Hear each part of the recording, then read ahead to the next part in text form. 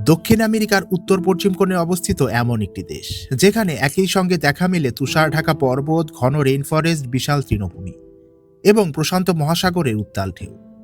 এই দেশটির নাম হচ্ছে কলম্বিয়া।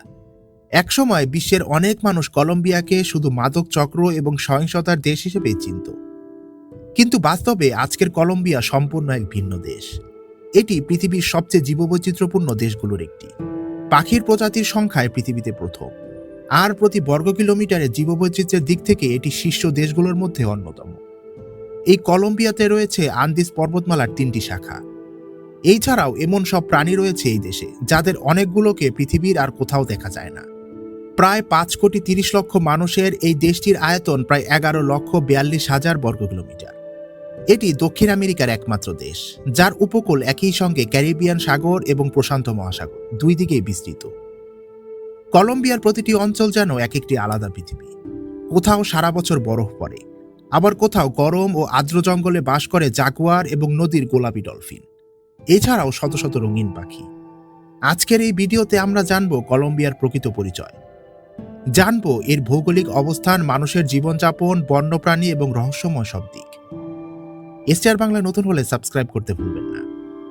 পৃথিবীর মানচিত্রে কলম্বিয়া এমন একটি স্থানে অবস্থিত যাকে দক্ষিণ ও মধ্য আমেরিকার সংযোগস্থল বলে ধরা হয়। দেশটি দক্ষিণ আমেরিকার উত্তর পশ্চিম প্রান্তে অবস্থিত। উত্তরে রয়েছে ক্যারিবিয়ান সাগর, পশ্চিমে প্রশান্ত মহাসাগর, পূর্বে ভেনেজুয়েলা ও ব্রাজিল, দক্ষিণে রয়েছে পেরু এবং ইকুয়েডর। কলম্বিয়ার মোট আয়তন প্রায় 11,42,000 বর্গ কিলোমিটার। এটি বিশ্বের 26তম বৃহত্তম দেশ। রাজধানী বোগোতা সমুদ্রপৃষ্ঠ থেকে প্রায় 2,640 মিটার উচ্চতায় অবস্থিত।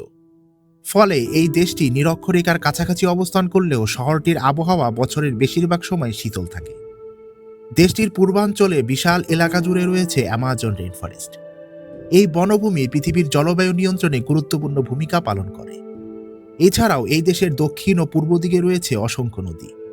এর মধ্যে মাগদালেনা নদী সবচেয়ে গুরুত্বপূর্ণ। শত শত বছর ধরে এই নদী দেশের বাণিজ্য, কৃষি এবং মানুষের যাতায়াতের প্রধান পথ হিসেবে ব্যবহৃত হয়ে আসছে। কলম্বিয়ার আরেকটি বিশেষ বৈশিষ্ট্য হচ্ছে এখানে প্রায় সব ধরনের জলবায়ু দেখা যায়। উঁচু পাহাড়ে বরফ পড়ে, মধ্যাঞ্চলে নাতিশীতোষ্ণ আবহাওয়া, নিচু অঞ্চলে গ্রীষ্মকালীন সময়, আর অ্যামাজন জঙ্গলে তো সারা বছরই প্রচুর বৃষ্টিপাত হয়। এই ভিন্ন ভিন্ন উচ্চতা ও জলবায়ুর কারণে একই দেশে কফি, কলা, কোকো, ফল, আখ, ভুট্টা এবং অসংখ্য ফলের চাষ হয়। কলম্বিয়ায় প্রায় 50টিরও বেশি জাতীয় উদ্যান রয়েছে, যেগুলো দেশটির মোট ভূমির প্রায় 12%-রও বেশি এলাকা জুড়ে রয়েছে। ভূমিকম্প ও আগ্নেয়গিরির দিক থেকেও কলম্বিয়া কিন্তু বেশ সক্রিয়, কারণ দেশটি প্রশান্ত মহাসাগরীয় রিং অফ ফায়ারের প্রভাবিত এলাকায় অবস্থিত। কলম্বিয়ার মানুষের জীবন এক অঞ্চল থেকে আরেক অঞ্চলে সম্পূর্ণ ভিন্ন। রাজধানী বোগোতা, মেডেলিন এবং কালি শহরে মানুষের জীবন যেমন আধুনিক, তেমনি অ্যামাজনের গভীর জঙ্গল কিংবা আন্দিজ পর্বতমালার প্রত্যন্ত গ্রামে মানুষের জীবন সম্পূর্ণ আলাদা, সম্পূর্ণ প্রকৃতি নির্ভর। প্রায় 5 কোটিরও বেশি মানুষের এই দেশে শহর ও গ্রামের জীবনযাত্রা বিশাল পার্থক্য করে তুলেছে। বড় শহরগুলোতে উঁচু অট্টালিকা, আধুনিক হসপিটাল, মেট্রো রেল, বিশ্ববিদ্যালয় এবং প্রযুক্তি নির্ভর জীবন দেখা যায়। অন্যদিকে পাহাড়ি গ্রাম এবং জঙ্গলের ভেতরে অনেক এলাকায় এখনো কাঁচা রাস্তা, কাঠের ঘর এবং নৌকায় মানুষের প্রধান যাতায়াতের মাধ্যম। কলম্বিয়ার মানুষ খুবই প্রাণবন্ত, তারা পরিবারকে অত্যন্ত গুরুত্ব দেয়। দেশটির জাতীয় পরিচয়ের সঙ্গে কফির সম্পর্ক অত্যন্ত গভীর। আন্দিজ পর্বতমালার ঢালে হাজার হাজার পরিবার কফি চাষের উপর নির্ভর করে জীবিকা নির্বাহ করে। ভোরবেলা সূর্য ওঠার আগেই অনেক কিশোর পাহাড়ি বাগানে কাজ শুরু করে। অনেক পরিবার প্রজন্মের পর প্রজন্ম ধরে এই কফি খামারে কাজ করে আসছে। কলম্বিয়ার গ্রামাঞ্চলে এখনো অনেক মানুষ কাঠ ও ইটের ছোট ছোট ঘরে বসবাস করে। বাড়ির আশেপাশে তারা কলা, কফি, কোকো এবং ভুট্টা ফলায়। পাহাড়ি এলাকায় মানুষকে প্রতিদিন দীর্ঘ পথ হেঁটে তাদের বাজারে যেতে হয়। অনেক সময় কয়েক ঘন্টার হাঁটার পর তারা নিকটবর্তী শহরে পৌঁছায়। তবে সবচেয়ে বিস্ময়কর বিষয় হচ্ছে এখানকার শিশুদের স্কুলে যাওয়ার গল্প। কলম্বিয়ার প্রত্যন্ত অঞ্চলে অনেক শিশুকে প্রতিদিন স্কুলে পৌঁছানোর জন্য কঠিন পথ অতিক্রম করতে হয়। বিশেষ করে এখানকার পাহাড়ি অঞ্চলগুলোতে রয়েছে বিশ্বের অন্যতম বিপজ্জনক স্কুল পথ। এখানে গভীর উপত্যকার উপর দিয়ে টানানো ইস্পাতের তারের সঙ্গে ঝুলে থাকা জিপ লাইন ব্যবহার করে শিশুরা প্রতিদিন নদী পার হয়ে স্কুলে যায়। কখনো কখনো তাদের প্রায় 800 মিটারেরও বেশি দূরত্ব কয়েকশো ফুট উঁচুতে ঝুলে অতিক্রম করতে হয়।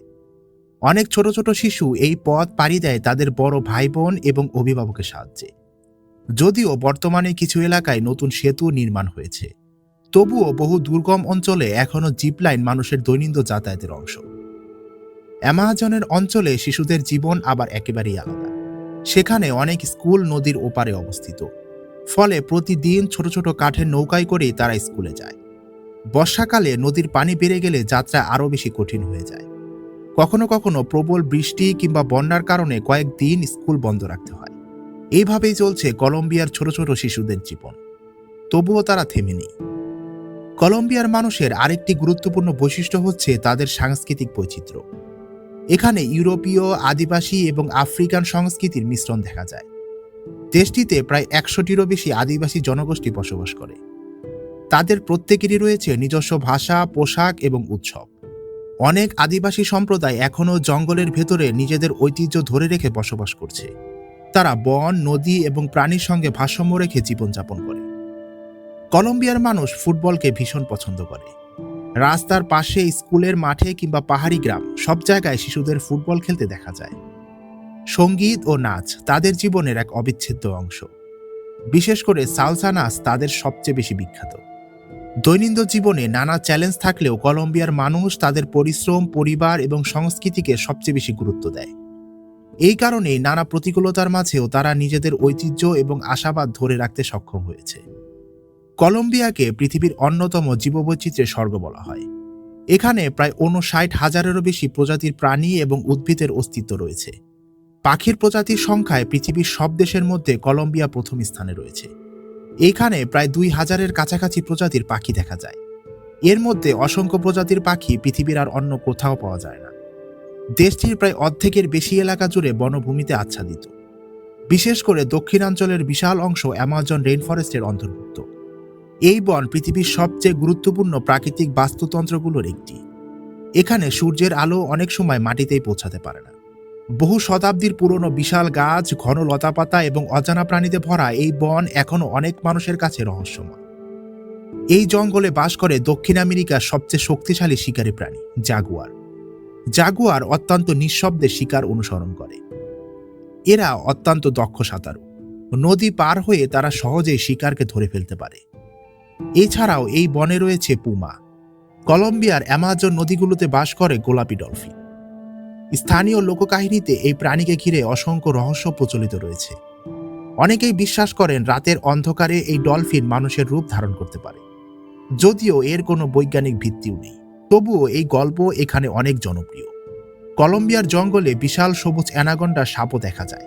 এটি পৃথিবীর সবচেয়ে ভারী সাপগুলোর একটি। বড় অ্যানাকন্ডার দৈর্ঘ্য প্রায় 6 থেকে 8 মিটার পর্যন্ত হতে পারে।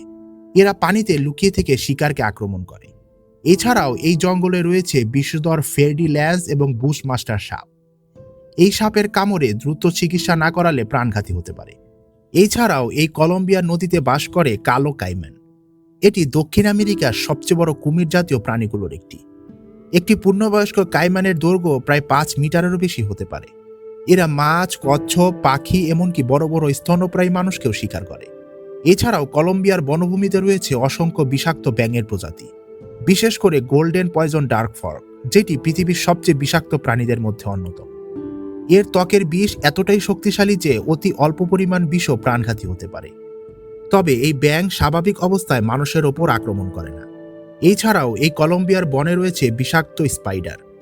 আকাশে উড়তে দেখা যায় বিশাল ডানার হার্পি ঈগল। এটি বিশ্বের সবচেয়ে শক্তিশালী ঈগলগুলোর একটি। জঙ্গলের উঁচু গাছের ডালে বসে তারা বানর এবং স্লথ শিকার করে খায়। কলম্বিয়ার বন শুধু প্রাণীদের জন্যই গুরুত্বপূর্ণ নয়, এই বন লক্ষ লক্ষ মানুষের পানির উৎস, জলবায়ু নিয়ন্ত্রণ এবং অক্সিজেন উৎপাদনে বিশাল ভূমিকা পালন করে আসছে। তবে অবৈধ বন উজাড়, খনি কার্যক্রম এবং জলবায়ু পরিবর্তনের কারণে আজ এই বন হুমকির মুখে। বহু বিরল প্রাণীর আবাসস্থল ধীরে ধীরে ধ্বংস হয়ে যাচ্ছে।